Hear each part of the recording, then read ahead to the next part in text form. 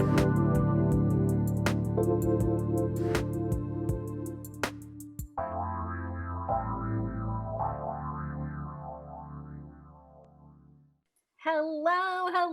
everyone. Welcome to the Crooked Climb.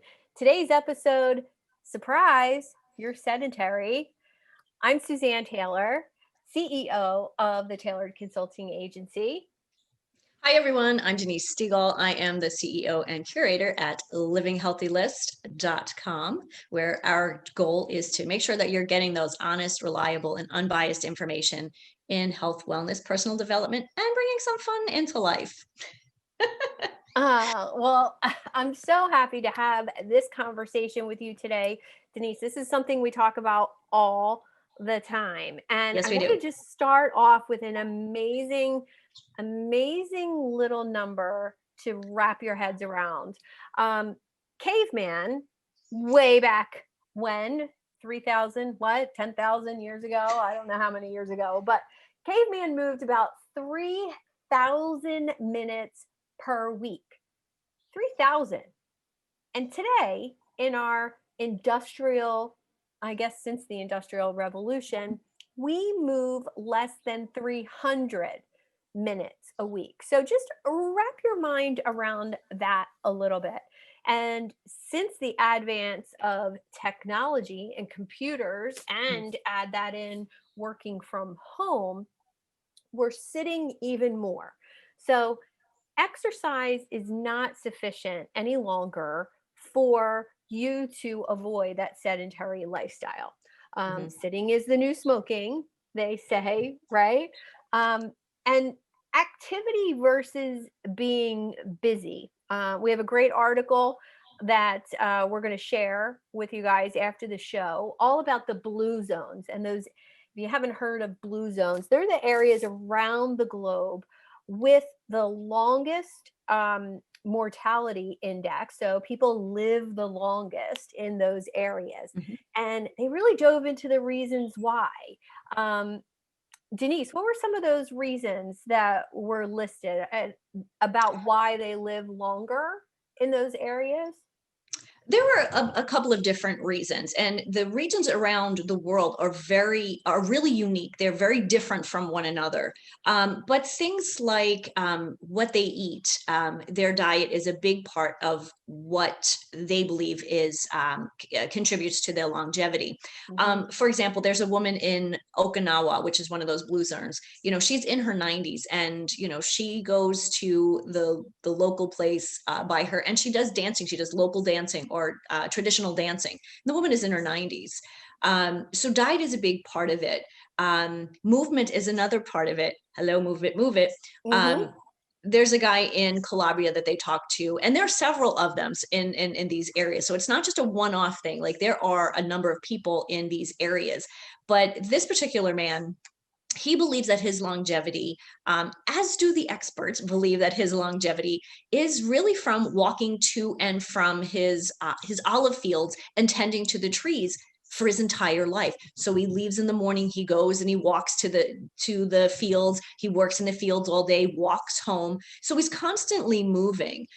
Same thing in the blue zones in Costa Rica. They believe that, one, again, it's a diet and it's all local food. So, we think local, we go to the supermarket and that's kind of local.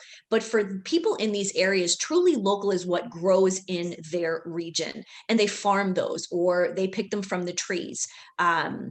So it really is local in a very, very specific way. Really different from what we think of as local. Interestingly, though, so right now I am on the Big Island of Hawaii, and on Wednesday they have an amazing farmers market here. There are lettuces and greens that I've never seen before that Wow. they have here, that they grow here, that if we went to the supermarket at home, we probably would pass over them because we've never seen them before. So movement is a huge piece of what we believe that keeps their longevity, but also that diet piece, that local diet. And it Yeah. really is a combination of both. I did a little research. You know me, I love the statistics, which is really funny because back in the day, I was never the statistics person, but I really, really like the statistics. When you mentioned about caveman, 3,000 minutes per week. Okay, guys, get that around your head. 300 minutes, okay, fine. Think of it this way. That's 50 hours. 3,000 minutes equals 50 hours of movement. Again, if you think of what I just said about the people in Calabria and Okinawa and Costa Rica, these people are always moving. Versus what we do here in the industrialized world, that's 5 hours a week. So compare 5 hours to 50 hours. You can see where, we really are lacking in that movement area. Well, that's a 10x of your movement, right? Like, so to me, that means that even if you are exercising for an hour, 7 days a week, and you're sitting the rest of the time, that's not good enough. You're still leading a sedentary lifestyle. And that's kind of the bubble I like to burst for people. Exercise is awesome. I'm a huge fan of exercise. But if you're sitting the rest of the time, if you're sitting watching TV at nighttime and you're sitting on your computer all day at your desk, you are still living a sedentary lifestyle. And it's really about that constant movement. And I'd love to actually explore the magic pill theory of movement and exercise. And that magic pill of weight loss and well-being is really movement. But I want to challenge people to think of exercise and movement as a well-being tool, not a weight loss tool. Yes, you might lose some weight if you start an exercise program, but I've known many people who will eat a whole, big piece of chocolate cake and then they work out for an extra hour, thinking that balances things out. And, that's another myth I'd love to bust. You can't out exercise a bad diet. No, you cannot. I don't know who said that, but we'll have to find out because they were so right. Yeah, it's so right on. And I want to go back to some research from John Ratley. He tells us, and his research shows that exercise and movement on a continual basis is like taking a little bit of Prozac and a little bit of Ritalin. In other words, it's mood boosting, focus boosting, magic pill. How cool is that? That exercise and continuous movement actually fights depression, anxiety, and as an entrepreneur, I'm always looking for those hacks to help me increase my focus and my drive and my energy towards my work. So I really wanted to bring that home, that it really is the magic pill, and it can't just be 20 minutes once a day. It really has to be that continuous movement. And don't do your cardio too close to bedtime either. That might keep you up. Keep you awake.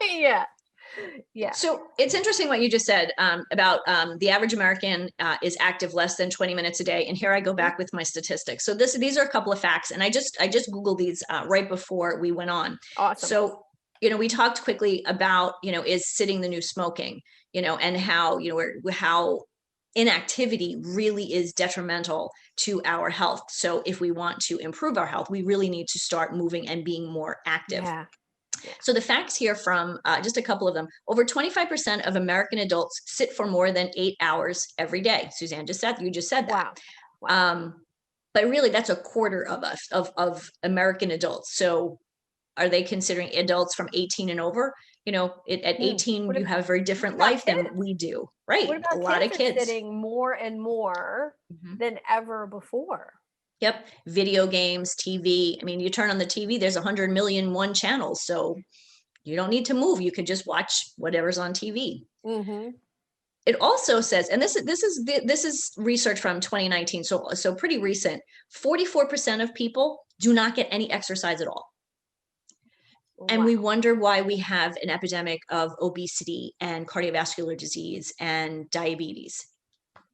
And this wasn't, I wasn't going to I wasn't planning on throwing out this statistic, but the number one injury for people is lower back injuries. And do you know how that lower back injury typically happens?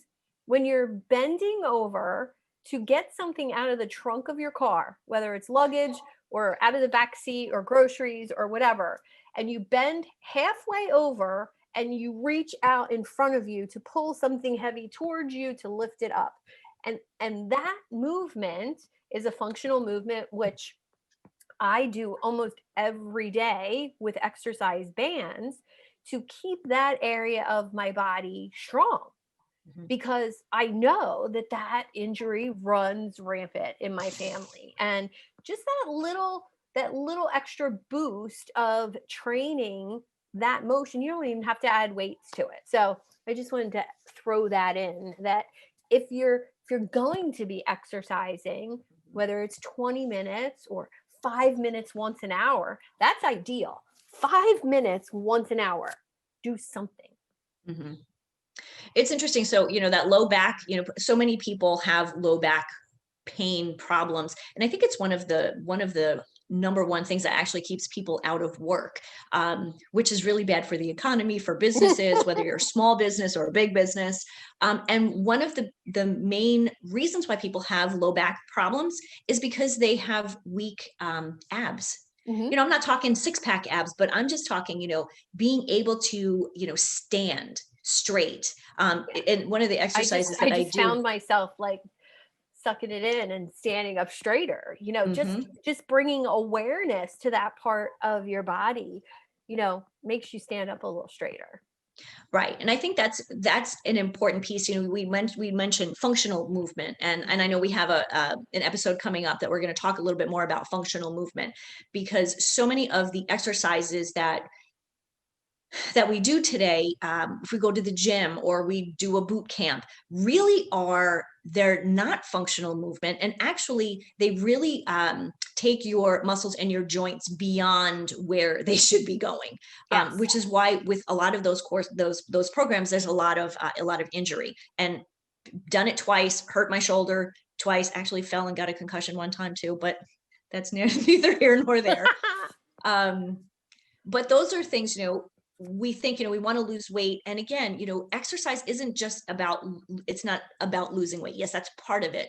But when we start an exercise program, we need to make sure that we're starting where we are, not where we want to be. Yeah. Sure, I would love to be, a CrossFit tough person. Yeah, I'm not that person. I'm lifting 20-pound weights, not 400-pound weights. Right. So really part of that movement and starting to think more about how we're moving, is important. Start where you are, and then, as you Well, gosh, progress. imagine if, just doing that 5 minutes once an hour, setting a timer on your phone and Hmm. doing that 5 minutes of something once an Hmm. hour. You don't have to work up a sweat. You don't have to get your heart rate up. You could literally do plank for a minute. You could do a couple sit-ups. You could do a couple push-ups, Hmm. or you could just get up and walk around your house. If it's too cold to walk outside, get up, walk around your house, go up and down the stairs, do a couple squats, couple lunges, do squats while you're blow drying your hair like I do. Anything to add in that extra movement. Um, Hmm. Park your car far away, and take the stairs. Just those little extra things can really make Hmm. a big difference at the end of your week Oh yeah, for your total absolutely. active minutes. So all of those benefits of movement, boosting your mood, better focus, better sleep, better digestion, and a clearer, more rational mind with less up and down emotions. Well, I don't know about you, but that sounds like a deal to me. I'd love, Denise, for you to add in your tips for people to get moving more often. I, Sure. I think they're awesome, and you're going to want to get out your pens for this one. Okay, everybody, it's time to get to move it, move it. If I Hmm. could, I'd play the little video for you guys. I love that little guy, the little lemur who sings. But it really is about, again, it's about moving. We always think exercise, but we want to get moving. We want to get up off our chairs, start moving around. But we also have to think about it differently. It's not, oh, I got to go and work out. No, it's we need to adjust how we think about Mm. moving and how we can enjoy a workout. If that's what you want to say, you need to workout. And I say that myself because I can be a bit of an over exerciser, especially when it's cold and I'm at home. I have my treadmill, I have my elliptical. I can get on there and just kind of mindlessly start, Mm. moving. Which again, if I've been sitting all day, I part of me thinks, oh, I got to do this, but am I doing the right thing? So it's really about how we think about it. So it's part mindset, for sure. And then it's practice. Okay, you have to think about what you're doing. And I'm a big planner. I love to plan out what days I'm doing which exercises. So if you're a person who likes cardio, you really can't do cardio every day. So you can plan cardio 3 days a week. And then what are you going to do in those other days? Is it yoga? Is it weightlifting? And weightlifting, especially for women 40 and over, 50 and over, we really need to add weightlifting into our routine. Not saying that you need to be lifting really heavy weights, but we do need to start lifting weights. Well, So I love that you're saying variety Mhm, and, doing something different every day, changing that muscle memory, changing mhm, that brain pattern, mhm. really can help you stay in better mental shape as well as physical. So I love that. Absolutely. And you use different muscles. That's the other thing Mhm. that's really important. I mentioned about core. There's so many exercises that you can do that are working your core without actually sitting down and doing crunches. So I read this. I love this. You know me. I love articles, and I found this article from the Disease Prevention Office of Disease Prevention, and I'll add the links into the chat in a bit. But and it really talks about what are the 5 factors that keep people excited about their exercise or their movement. And first and foremost, it's, do you enjoy it? Yeah. If you don't like it, you're not going to do it. And it doesn't make sense to go and, struggle through a workout or an exercise program. I know personally, like, I don't like I don't like all the hot sauna thing. So all of this hot yoga and hot cycling Oh, thing, that's see, really I the, love that. I love that. see, I My can't do favorite. it. So Wow. for me, for you, you would love it, and you would Mhm. really continue to do that. Myself personally, if I could do it once and I would hate it and would never want to go back. So you have to pick something that you enjoy. But also another piece is being efficient. Know what exercises you need to do, what they do. Sometimes you go to a gym and there's all of these machines, and you have no idea how to use them. Mhm. Either if you don't know how to use them, don't use them. Ask somebody who works there if you're at a gym, because if you don't know how to do the exercise properly, you're either going to injure yourself or you're really not going to get the benefit of that. Absolutely. um, and I mean, I've done that before. Gone to a gym and gone, oh, okay, at a hotel, and gone, oh, this is kind of interesting, Mhm. and I do it one way, and then somebody after me does, gets onto that machine, and I'm like, oh, I did that totally different. So that's important, Oh, you're knowing. one of those that I see at the gym doing something weird on a piece of equipment that it's not made for? Yeah, That that's me. happens all the time. Yeah, no, I know, that's me, totally. But I think, I'm there, so I should use it. But if I don't know how to use it, it's really not beneficial. Yeah, for sure. Another thing that's really important is, get your family involved. We need support. Go out for a family walk. Or a hike on the weekends, whatever it might be, that you get everybody else involved, because the more you get them involved, the more you stay interested. Yes. And that's really the whole thing. We want to be healthy, we want to make sure that our family is healthy, but also when we're exercising, we don't need to be just alone with our headset, in a gym or on the treadmill. It can really be social too, and I think that's a really important piece. um, which brings me to this piece, where accountability. Mhm. If you're doing this with somebody else, and you just kind of, I just don't feel like it today. You have no reason, but you just don't feel like it. Having that other person say, oh, come on, get off the couch. Let's go. Let's just go. Yeah, let's just do a 20-minute walk. That will increase your enjoyment. and it'll keep you Absolutely. moving forward.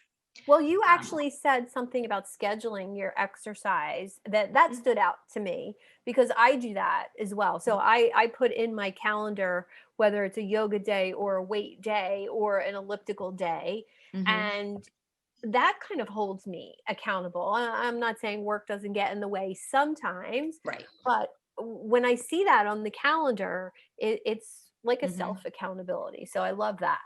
That's a great Absolutely. tip. And, I always say about my calendar, if it's not on the calendar, it doesn't exist. Um, because I know in the past, if it's not on that calendar, I can just kind of, oh, well, I have something else Mhm. that I can do. So that, Absolutely. again, that's where accountability comes in also. But I think what's really, really important is the fact if you make it a daily routine, make it part of your routine, and that's where the calendar comes in. Kind of check out what everybody else in the family is doing, see what where you can find some time together, and do that on a regular basis. Whether it's outside, taking a walk or a bike ride, whatever it might be. But of course, simple things like, if you're, take the stairs instead of the elevator or the escalator. Not that many of us are doing that right now. But those are little things that you can incorporate in your day that will increase the amount of activity that you're doing. Well, I noticed one thing, I wear an Aura ring that keeps track of my sleep and my steps and heart rate and respiration and all that. I geek out on statistics. And one of the things I noticed when I got my standing desk is that I move a lot when I talk, and I'm actually stepping forward and backward. Mhm. And here's the statistic, which is crazy, that sitting at my desk for my normal 6-hour workday, I move about 3,000 steps. Hmm, that's amazing. Standing at my desk for a 6-hour workday, I move between 7 and 9,000 steps. Mhm. That's phenomenal. Well, And oh my gosh, that is a huge difference. No wonder yep, I feel better on those yep, days. yep. And you're not even thinking about it, which is Correct. really important. So Yeah. we need to wrap up a little bit, but there are a couple things we still want to talk to you Yeah. about. And this is and Suzanne, this is something that I know is important for you, is finding that balance. Mhm. Talk to us a little bit about that. Well, we talk so much about food in our last couple episodes, and really exercise is the same. Sleep is the same. All our future topics are the same. Um, it- Too much of a good thing can actually be as bad as too little of something. Mhm, And my little joke for this is just like Goldilocks. It's all about what is the right amount for you. mhm, Finding that perfect bowl of oatmeal or the perfect mattress or the perfect chair. It's the right, same with finding the food that's right for you, finding the exercise mhm, routine that's right for you. Moving 5 minutes an hour is right for me because I'm yeah, working from home right now. I can dance for 5 minutes, I can do push ups for 5 minutes. And if I do that once an hour, awesome. So it's about finding the right amount for you. Um, and that's really what I wanted to leave everybody with the gist today. So every week, there's another diet, another lifestyle, another workout program for you to follow. Same with personal growth. And you can spend hundreds of hours and dollars on these programs and still feel stuck, still not know what to do. What you need is something simple, easy, focused, and actionable. And those components can maximize every aspect of your life and business. Denise and I call that nourish, move, and be. So we'd like to thank all of you for joining us here. We are about to go into our live session where we can go deeper with you, our audience. There you can ask your questions, interact with others, and receive some love seed coaching. So right now, if you would, please turn off your video camera until prompted once we go into the live section. And then as soon as the join now button pops on your screen, we will see you over there. So we want to thank you so much for coming and being with us on our podcast. I'm Denise Stegall at livinghealthylist.com and Miss Suzanne And I'm King. Suzanne Taylor-King from the Tailored Consultant Agency.com. And we will be here next, every second and fourth Friday of the month at 3:30 Eastern Standard Time. That was 2:30 on Central Standard Time, where I am normally. And nourish, move, be, everybody.